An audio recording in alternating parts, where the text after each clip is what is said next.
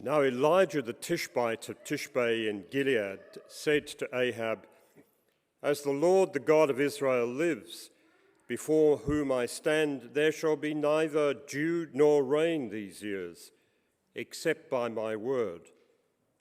The word of the Lord came to him, saying, "Go from here and turn eastward, and hide yourself by the Wadi Cherith, which is the east of the Jordan. You shall drink from the wadi, and I have commanded the ravens to feed you there." So he went and did according to the word of the Lord. He went and lived by the Wadi Cherith, which is east of the Jordan. The ravens brought him bread and meat in the morning, and bread and meat in the evening, and he drank from the wadi. But after a while, the wadi dried up, because there was no rain in the land. Then the word of the Lord came to him, saying, "Go now to Zarephath, which belongs to Sidon, and live there, for I have commanded a widow there to feed you." So he set out and went to Zarephath. When he came to the gate of the town, a widow was there gathering sticks. He called to her and said, "Bring me a little water in a vessel, so that I may drink." As she was going to bring it, he called to her and said, "Bring me a morsel of bread in your hand." But she said, "As the Lord your God lives, I have nothing baked, only a handful of meal in a jar and a little oil in a jug. I am now gathering a couple of sticks that I may go home and prepare it for myself and my son, that we may eat it and die." Elijah said to her, "Do not be afraid. Go and do as you have said. But first, make me a little cake of it and bring it to me, and afterwards make something for yourself and your son. For thus says the Lord, the God of Israel, the jar of meal will not be emptied, and the jug of oil will not fail, until the day that the Lord sends rain on the earth." She went and did as Elijah said, so that she, as well as he and her household, ate for many days. The jar of meal was not emptied, neither did the jug of oil fail, according to the word of the Lord that he spoke by Elijah. After this, the son of the woman, the mistress of the house, became ill. His illness was so severe that there was no breath left in him. She then said to Elijah, "What have you against me, O man of God? You have come to me to bring my sin to remembrance and to cause the death of my son." But he said to her, "Give me your son." He took him from her bosom, carried him up into the upper chamber where he was lodging, and laid him on his own bed. He cried out to the Lord, "O Lord my God, have you brought calamity even upon the widow with whom I'm staying by killing her son?" Then he stretched himself upon the child 3 times and cried out to the Lord, "O Lord my God, let this child's life come into him again." The Lord listened to the voice of Elijah. The life of the child came into him again, and he revived. Elijah took the child, brought him down from the upper chamber into the house, and gave him to his mother. Then Elijah said, "See, your son is alive."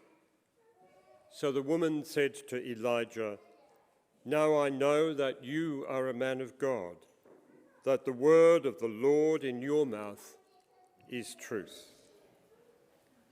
Amen.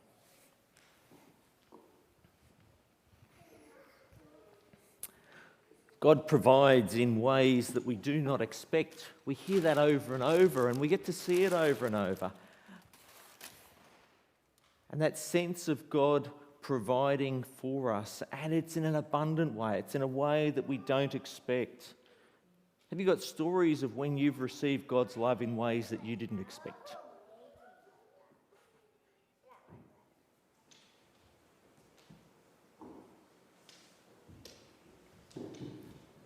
Sometimes, hang on a minute, got a thread. My arm's going to fall off. Whoops. Whoops. Does anyone want to help me here? I seem to have a thread. Are we allowed to pull threads on clothes when they come? We're not allowed to pull threads. Whoops. I seem to have a problem. I've got a thread that seems very long here. Can you help me pull this? Can you help me pull this thread? Because it's just coming out. Hang on a minute. Hang on a minute. Is my arm going to fall off? Strike. What's happened there? Might need Sam's help too. Matilda might have to help pull. Oh, strike. I've got a thread coming out of my arm. What? That's ridiculous. How much thread is there? Oh, for goodness sake. I wonder if my clothes are going to fall apart. I don't know what's going to happen. Look at that. That's crazy. I wonder if that reminds us about God's abundance. Sometimes we just see a tiny little bit there and just a bit of action. It just keeps coming and coming. God's love doesn't stop. God's provision continues day after day for our whole life. Food appears on our table. Money appears in our bank accounts. Water comes out of taps. Isn't that amazing? Oh, you'll be tangled up, Sam. That'll be a job for your mother to sort out, I think. What are we going to do? Is that enough? I think we better cut off God's provision for a bit. Let's create a drought. Let's create a drought. That might be better. Otherwise, who knows where it'll end? Who knows where it'll end?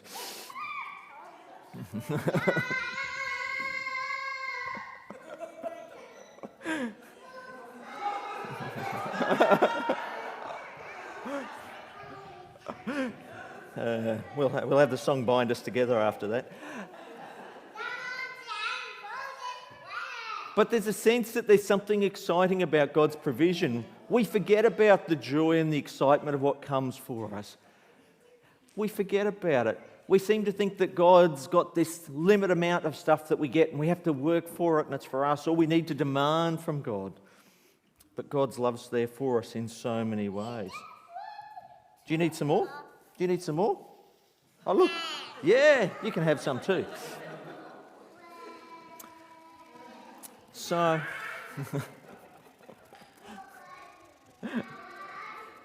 okay, we'll stop that one there too. So, let us identify some stories from the scriptures as we enter into the message where food plays a key part. Yeah, food. I want more food. I think there's plenty out there at the moment. Yeah, food. A thread, there you go. Okay, last one. Whoops, it came back to me. There we go. Last one, see where it goes. So what are some of the stories that... what are some of the stories where we see God's provision in food in the scriptures? This is loaves and fishes, absolutely. The manna bread, yes, that's right, the manna that we fed them with. And there was also the water in the desert that God provided from the rock. What other stories do we see food provided? Yep, water into wine. Sorry, yep. Adam and Eve, creation, the garden, absolutely, the garden that produces. That God's provision, everything we needed was there within the garden. Jesus barbecuing the fish. And there's that constant sense of God's provision in there. The story of Joseph that we had. Where's God's provision in the stockpiles of grain for the time when that drought came? We see God's provision in an amazing way. In the Passover story, they were provided. They had to eat in a hurry and get out of there, but God provided in those sorts of ways.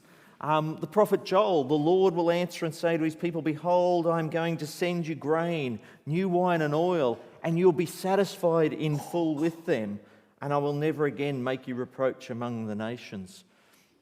She said the feeding of the 5,000, the feeding of the 4,000, the prodigal son. The Elijah and the ravens, yes. And the food that we heard in today's story that was there for them. The woman at the well. This story, do you get the story of God's presence with God's people and those times of providence that are there? What are other themes that run with such stories? When we bring those stories together, what's at the centre of those stories often? Surprise. There's a surprise of God. It's a bit like this. It just appears and God's amazing. There's a link with faithfulness and the faith of people and God's faithfulness. Often in nearly each one of those stories, amazingly in this one with Joseph, there's the story of restored relationships in incredible ways. Either a restored relationship with another person or a restored relationship with God.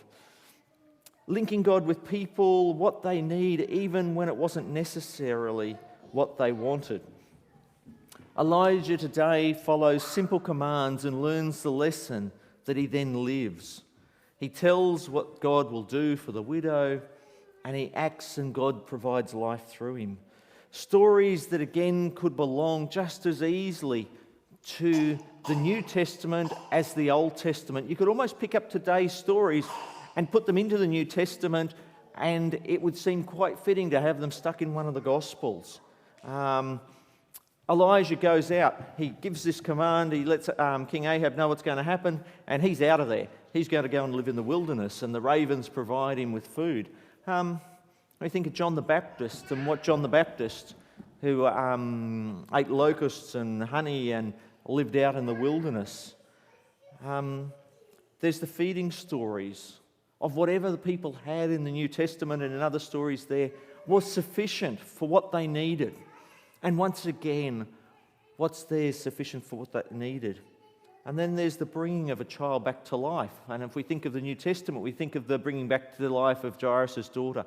There's these stories that sit there and speak. And in some ways, as we move into the prophets, we think that the law is behind us. It's back up from the mountain. We're away from the law now. It sort of journeys there in the background. We should remember it sometimes, but we think we're away from it.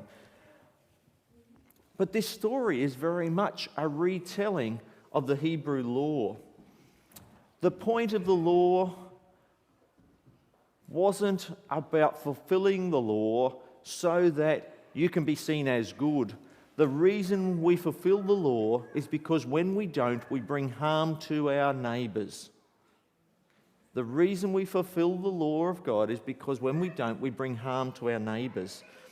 And part of what the law was also about looking after, first half's about worshipping God, but the law and what we see in Leviticus, etc., is looking after some groups of people. It's looking after widows and orphans and aliens. Widows, orphans and aliens. What's the New Testament message? Who are the people to be looked after yet again there? The widows, the orphans, the aliens, as Jesus turns the world on its head. This unnamed widow is very much part of the story, and Elijah as an alien is very much a part of the story. The working of the law all too often points to a trickle-down economy where the rich get richer and the powerful get more powerful. But in God's economy, this world's turned upside down. And reliance on God becomes part of what's needed in that sort of way. Spare a thought for the unnamed widow. Let's put ourselves into the unnamed widow's space for a moment. What would it be like for her before Elijah appeared? Drought, famine, a child to look after, no husband to provide for, and getting to the end of the food and supplies you have. Can you imagine what it would be like collecting together the last things to share one last meal of the last food you have before you and your child die? Can you imagine the desperation in a situation like that? what it would feel like. Some of you may be able to think back on times where you haven't been able to put enough food on the table for your kids, or provide enough food for yourself in difficult circumstances, whatever they may have been. It would have been an awful feeling.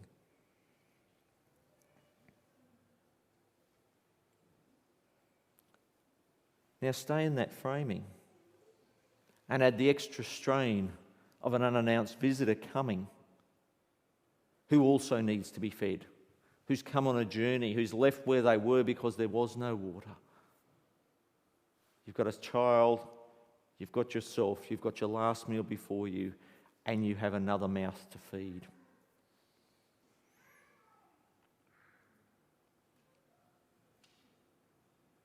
After the widow collects sticks, her fate is swiftly carried out in a brisk chain of the Hebrew narrative verb. I will go, I will prepare it, we will eat, and then we will die. What would it be like for Elijah? A bit of a novelty after telling King Ahab the worst of the kings, that God's judgment is upon him, and then dropping that bombshell and then out of there. Go where God sends you. And God provides him. The ravens are there and they bring him bread and meat morning and evening. And whether they brought it to him or not is irrelevant to this. But God's provision was there, and God was there with Elijah, and Elijah survived. Some people said, oh, maybe Elijah ate the ravens. But the ravens are scavengers. Ravens are unclean birds. You don't eat ravens. That'd be like eating things that suck food off the bottom of the ocean. You don't eat those unclean animals that are scavengers and eat on dead ones and stuff. But through the most unlikely source, through the one that's a scavenger and is unclean, God provides life-sustaining stuff to Elijah. And then the wadi dries up. The wadi's really like a watercourse. Think of all those rivers, if you're aware of all those rivers that run inland Queensland.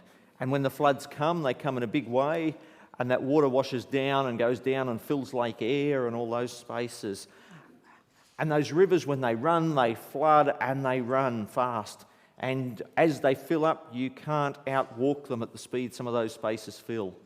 And then they dry up, and there's nothing left. And the life that was there is all gone. And that's the sort of area Elijah's in this space between the valley, between the mountains, where the water's there, and I can survive. But it's only going to be short term, because as the seasons change, the wadi dries up.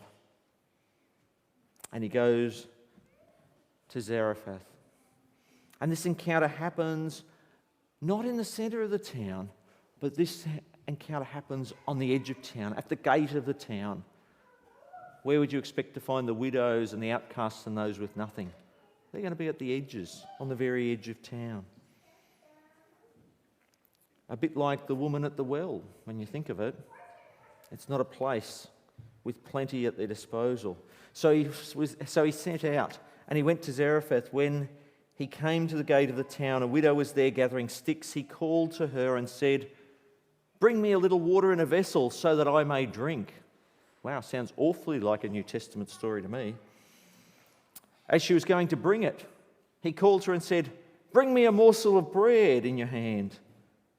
But she said, "As the Lord your God lives, I have nothing baked, only a handful of meal in a jar and a little oil in a jug. I am now gathering a couple of sticks so that I may go home and prepare it for myself and my son, that we may eat and die." How do you think he felt approaching this widow, and first asks for water, then food? Would it have been okay for him to approach a woman like that and ask her for water? In the New Testament, we hear very clearly it's not appropriate. What's with him as he asks those questions? What thoughts? And then he asks her for some food also. Okay, ladies, what's your response to the next bit? Elijah said to her, "Do not be afraid. Go and do as you have said. But first, make me a little cake of it and bring it to me. And afterwards, make something for yourself and son." Now, he's not going to win Mr. Popularity contest for that in today's culture. That's not going to go down well. But it's that sense of entitlement, that sense of serve me, give to me out of what?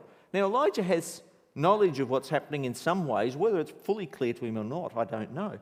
But he knows that God said God will provide, and he has faith because God has provided. Here's a lady who's not seeing provision, who's not seeing possibility, who's not seeing life, and here's someone demanding, give me some bread. Oh yeah, make a cake for me too, and give that to me, and then after you've fed me, then maybe your son and yourself can have something. Do you do it or do you not? Do you send him on his way and say, get out of here, mate, not interested? The cultural clash of today. But there's also code in this passage of Scripture. I've spoken a few times about what does it mean when the Scriptures say, do not be afraid. That is code for the good news is about to be proclaimed in some way. Wherever we come across, do not be afraid, that is code for the good news is about to be proclaimed. She did, and he and her household ate. Now, last week we talked about with the temple that in the passage 8 times the word Ba'ith appeared, and each time it had different meanings. It meant palace, it meant home, it meant household, it meant temple, it meant family, and it meant descendants. In today's passage, where that household ate, it means family and those who reside with her. The story unfolds further as the passage reads, after this, the son of the woman, the mistress of the house, became ill. Now, when it refers to mistress of the house in this context, it basically means the female owner of a house. And that's what she is. She has no husband, she just has her house and her son. His illness was so severe that he could not breathe, and he died. This is the second time that she's referred to Elijah as being of God or on God's business.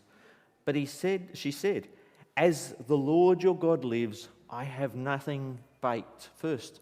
And then here, she uses that same sort of language. She recognises that link between Elijah and God. What is it within this man that she sees that the Lord God is in him somewhere? And somewhere is the desire, in this dire situation, God works through Elijah to restore life to the boy. A widow without a husband and not much of a future. Without a son also, she has absolutely no future. Just like God provided for and restored once before them and after them and gave them a future, God does it again and again. The people that God's provided for as we've gone through these journeys, Abraham and Sarah, Isaac and the nation of Israel, Israel in exile, Hannah and Samuel, and now through Elijah. This is the real ministry of God, restoring God's people, not building temples. This is not the work of God. This is the work of human hands and what humanity wants. This is the work of God, restoring life. This is the real ministry. At this place, Zarephath, God remakes and God renews. The name Zarephath means blast furnace, workshop for smeltering and refining. In what ways can or has God, through seeming encumbrances, brought you new life and fed you along the journey?